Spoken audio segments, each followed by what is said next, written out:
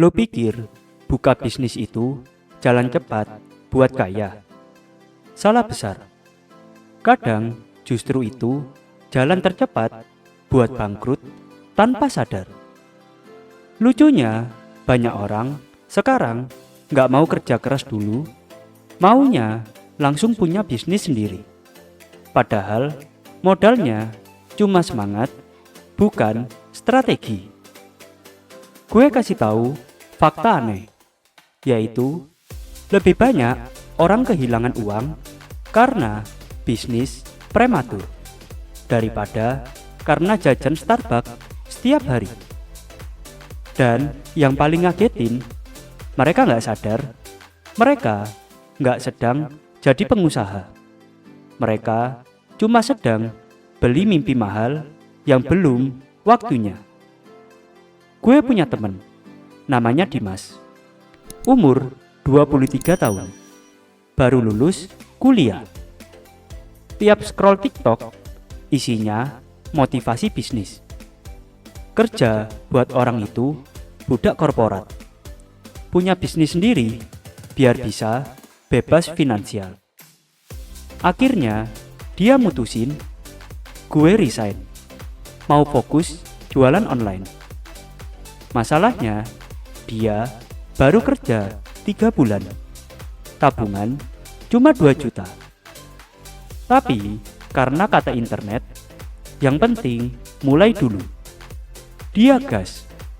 Beli stok barang, bikin logo, sewa domain, bahkan bayar jasa iklan.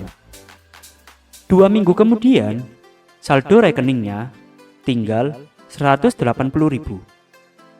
Dan lo tahu, lucunya, dia masih bilang ke gue, "Gak apa-apa bro, ini proses menuju kekayaan." Padahal dia gak sadar, dia lagi berjalan menuju jurang, bukan puncak. Kita hidup di era di mana semua orang pengen kelihatan punya usaha sendiri. Padahal banyak yang belum siap jadi pebisnis. Belum punya skill, belum ngerti manajemen, tapi udah pengen branding. Lo tahu apa yang lebih bahaya dari gagal bisnis? Sukses terlalu cepat tanpa fondasi. Karena waktu lo ngerasa berhasil sedikit, ego lo bakal naik. Lo pikir lo udah jago, padahal cuma hoki. Dan yang paling umum, banyak orang bikin bisnis cuma buat status, bukan solusi. Contohnya, jualan kopi kekinian. Karena rame, semua ikut.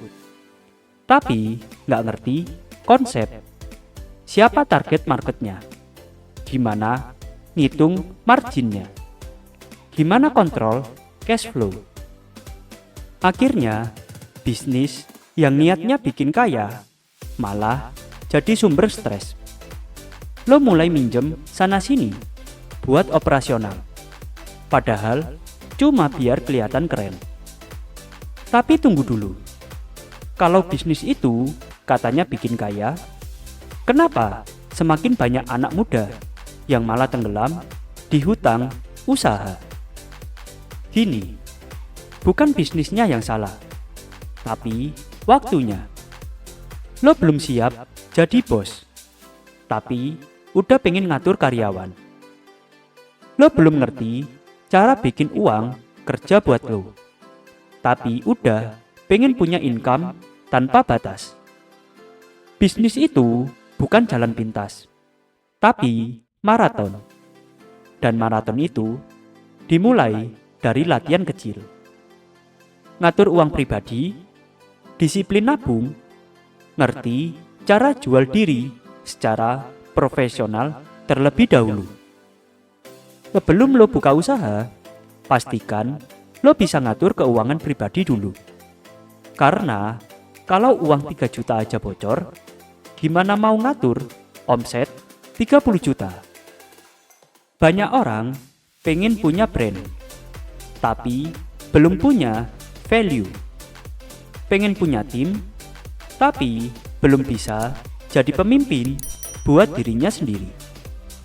Jadi, kalau lo masih ngerasa kerja di kantor itu ngebosenin, mungkin bukan kantornya yang salah.